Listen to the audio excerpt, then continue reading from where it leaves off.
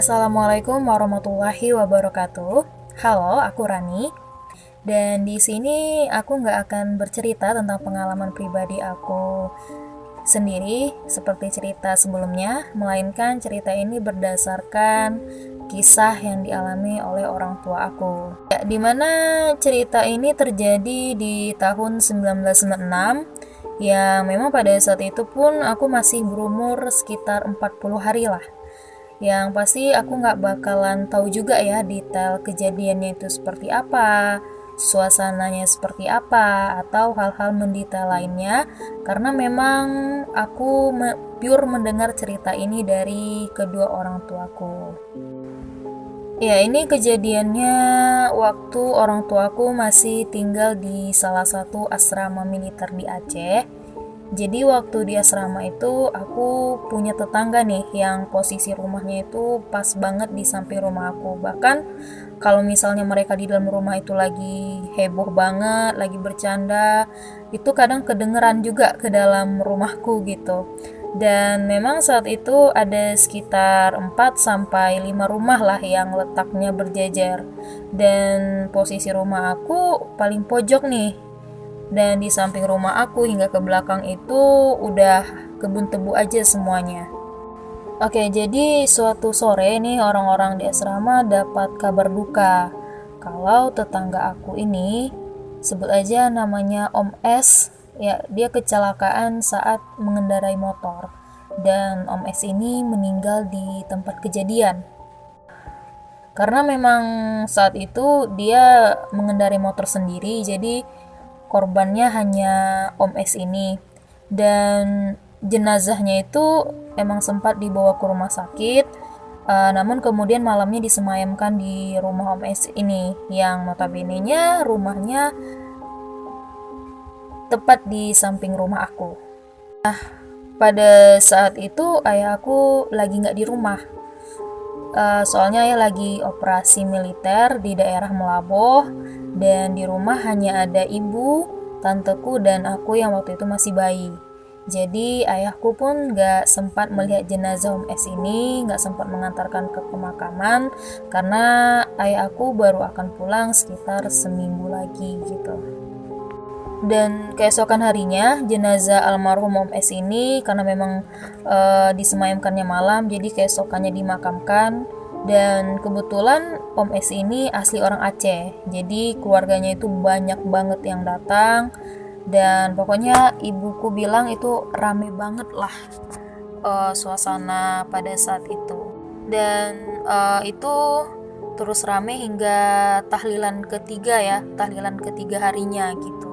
Ya, namun setelah 3 hari itu ya mendadak suasana di sana tuh sepi, karena memang orang udah pada keluarga-keluarganya udah pada pulang, udah balik ke rumahnya masing-masing. Dan otomatis karena berhari-hari itu rame, jadi kentara banget nih sepi. Dan saat itu pun di rumah Om S hanya ada ya istri almarhum dan ketiga orang anaknya. Suatu malam, ya 4 hari setelah dimakamkannya Om S ini, ibu aku tiba-tiba malam itu keluar kamar, mau ke kamar mandi gitu. Dan ibu aku kaget nih karena tiba-tiba mendengar ada yang ngetok kaca jendela rumah aku. Ya, dimana jendela itu hanya ditutup dengan korden tipis aja. Nah, saat itu ibu aku ngelihat perlahan-lahan ke arah jendela, dan ternyata di sana ada sesosok bayangan laki-laki yang berdiri di depan jendela rumah. Otomatis ya ibu aku takut dong, dan nggak jadi nih ke kamar mandinya, balik lagi ke kamar dan bangunin tanteku yang pada saat itu udah tidur juga. Dan tanteku emang ya lumrah lah ya, kita pasti nggak percaya gitu, tapi ibu aku maksa buat ngintip ke arah jendela itu. Nah, saat mereka ngintip, dan ternyata sosok itu masih ada di depan jendela. Dan terus sosok itu jalan terus melewati pintu rumah, dan kelihatan tuh bayangannya dari celah pintu. Perlahan-lahan terus hilang gitu sosoknya. Keesokan harinya ibu aku belanja di koperasi asrama, karena di asrama itu kan ada koperasi, jadi banyak ibu-ibu nih pasti yang belanja pagi, dan mereka bilang kalau kemarin malam jendela rumah mereka juga ada yang ngetok, sama seperti yang dialami oleh ibu aku. Dan di hari-hari berikutnya juga seperti itu, sampai-sampai ibu aku dan tanteku ngungsi nih ke rumah tetangga yang agak jauhan lah rumahnya dari rumahku. Ya, sampai akhirnya ayahku balik dari Malabo setelah seminggu bertugas di sana. Dan ibu otomatis cerita dong soal kejadian yang dialami beberapa hari yang lalu gitu. Dan ya ayahku responnya sih biasa aja ya, karena emang sebelumnya emang gak pernah kejadian seperti itu gitu. Dan malam harinya nih kebetulan banget tantaku balik ke Padang, dan otomatis di rumah ya tinggal hanya ayah, ibu, dan aku. Dan ketika malam sekitar jam 2 itu ayahku kebangun nih.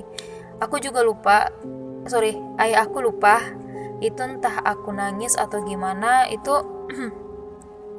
ayahku jalan keluar kamar, dan ternyata saat jalan keluar ada yang ngetok jendela lagi nih, sama seperti yang dialami oleh ibu aku sebelumnya. Nah, ayah aku bukannya malah balik ke kamar, tapi malah jalan ke arah jendela buat ngintip nih siapa sosok laki-laki yang berdiri di depan jendela. Nah, ayah aku ngintip, dan ternyata yang berdiri di depan jendela adalah Om S yang seminggu lalu kecelakaan dan meninggal dunia.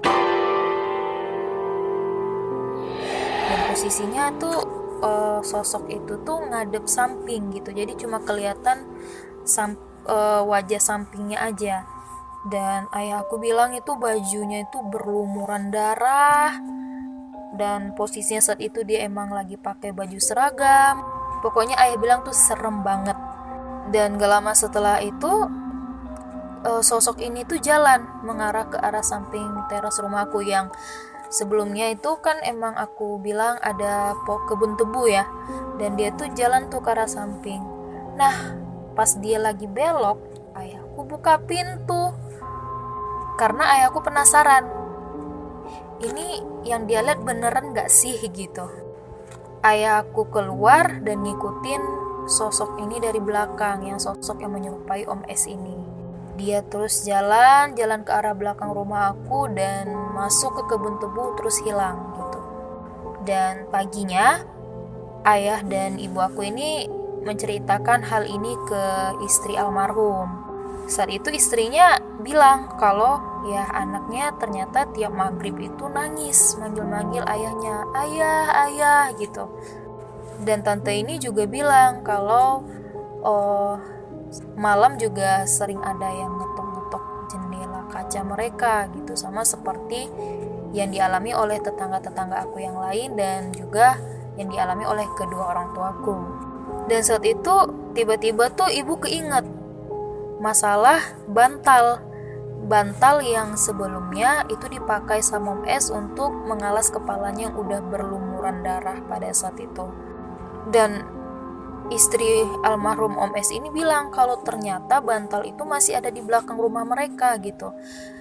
Bahkan baju yang udah berlumuran darah itu belum sama sekali diapa-apain, jadi belum ada dibersihkan atau disimpan atau bahkan dikuburkan juga gitu. Dan ya langsung otomatis ayahku ke belakang rame-rame bersihin gitu, mengubur bantal-bantal yang udah berlumuran darah, baju dan sebagainya, biar nggak serem aja lagi gitu. Ya, sorenya ayahku dan beberapa teman-temannya dari asrama itu dapat panggilan dari komandan kalau mereka itu disuruh buat ngecek motor Om S ini di bengkel. Karena memang pada saat kejadian ya keluarganya itu langsung membawa motor itu ke bengkel dan menitipkan motor itu di sana gitu. Dan saat itu kondisi motor itu ya udah bisa dikatakan hancur gitu. Dan sesampainya di bengkel ternyata motornya ya sama sekali belum diapa-apain sama orang bengkel gitu ya. Posisinya masih sama seperti waktu kejadian. Ayahku dan teman-temannya ngecek nih motor itu, dan semua orang di sana tuh kaget pada saat itu karena ketika dicek itu mereka nemuin lutut, dan ternyata lutut itu lutut milik Om S. Lutut itu tertinggal dan gak ikut dikuburkan. Pada akhirnya lutut itu dibawa dan dimakamkan di sekitar makamnya almarhum Om S ini. Karena memang lutut kan juga bagian dari organ tubuh dan gak mungkin juga pada saat itu kuburan Om S ini dibongkar. Jadi lututnya itu dimakamkan di sebelah makamnya Om S ini.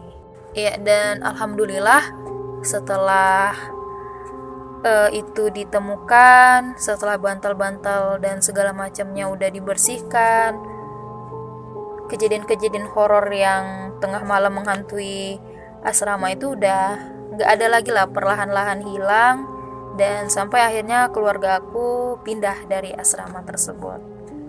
Mungkin sekian cerita dari aku. Terima kasih.